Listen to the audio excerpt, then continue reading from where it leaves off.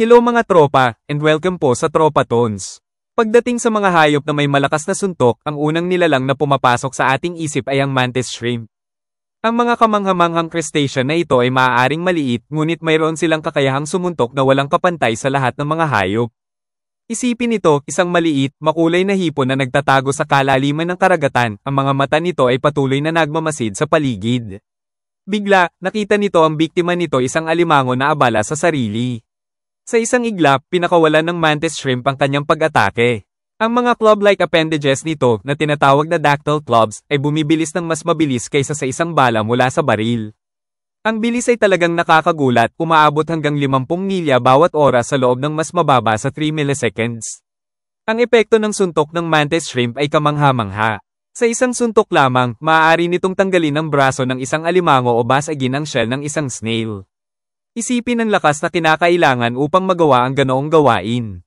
Ang mga maliliit ngunit makapangyarihang nilalang na ito ay kilala pa na nakikipaglaban sa mga mabagsik na kalaban tulad ng mga pugita at nagwawagi. Ang nagpapalakas sa suntok ng mantis shrimp ay ang natatanging anatomy nito.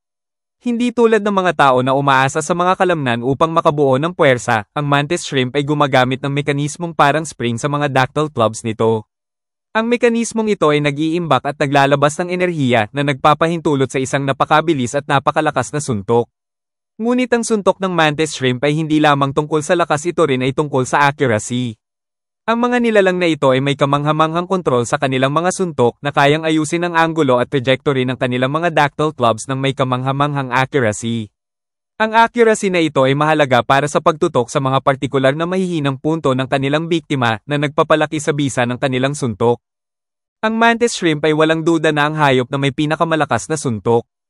Ang mga club-like appendages nito ay bumibilis ng mas mabilis kaysa sa isang bala, at sa isang suntok lamang ay maaaring mapinsala o mabasag ang depensa ng biktima nito.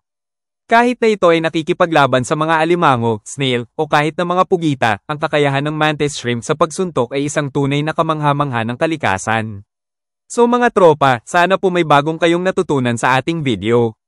If you like the video, kindly like, share and subscribe po sa Tropa Tones and turn on the notification bell para lagi kang updated sa mga bagong kaalaman. Once again, maraming salamat po sa panonood sa Tropa Tones and see you sa aming mga future uploads. Hanggang sa muli mga tropa!